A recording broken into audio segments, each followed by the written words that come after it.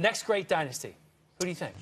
You know, listen, the easiest way to become a dynasty is obviously you got to have a great coach, but you got to have a great quarterback. And so if you look at the Packers and what Aaron Rodgers can do all by himself, I mean, the defense in Green Bay, I mean, we're being kind to say they've struggled, and the offensive line has struggled, and yet they're in the mix. I mean, last year they're in Seattle, and if the calf of this young man right here had been 100%, they might have beat the brakes off Seattle. So this guy puts them in every single game. You have a chance to score 40 points in every single game, despite how bad the defense, the offensive line, the defensive line. This guy is so spectacular. So if I'm betting on odds, this guy gives you a chance to win the most games.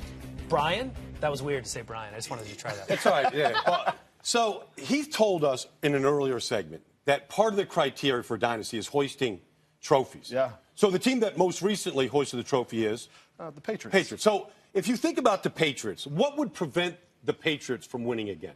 Tom Brady breaking his leg. Okay, all right. God forbid, right? Dang, And I got to just say right here, like I would just like look up. Just I didn't want to forget this word, so I just want to share. Great it. word. Like complacency. Complacency. I read it for Dan. So complacency is what has prevented other teams from getting dynasties started. Yeah. Does anybody believe that the Patriots, under what they've gone through here, 4 months, are going to be at all complacent? And I just think this team they will define what focus and pulling the bootstraps in, all that stuff is all about this year. And they've got the league's best quarterback, and they've got the best coach. I got to tell you, when you were going over your criteria, I thought you were going to go in the direction of the Seahawks, at least for the first two. You started off with coach, you started off with defense, and I thought the team that among our options that seems to have those two the most strongly is Seattle. Yeah. No, I mean, Is Seattle's Russell Wilson the thing holding them back? No. He's not holding him back. I love Russell Wilson. He's a perfect fit for what they do and how they want to win and how they want to continue what they've been doing. But I just thought if you're going to talk about dynasties, the team that has the trophy right now, they have the best chance to do it simply because they've already got one right now in the bank this year. Now, can they get a second one this year? I believe that they won't be complacent. They won't rest. Nobody's out selling books this year. They're not plucking coaches off the staff.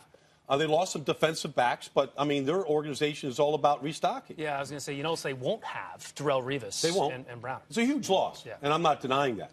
However, Malcolm Butler made the biggest play in the game. I mean, West Alabama, I mean, they can find these players now. Okay, so we've got one vote for the Packers. We've got one vote for the Patriots. Let's see what the fans thought. There we go, the results. Oh, it's pretty even. Look at this. Seahawks with 22% of the vote. Cowboys 21? second with 21. Packers third with 20%.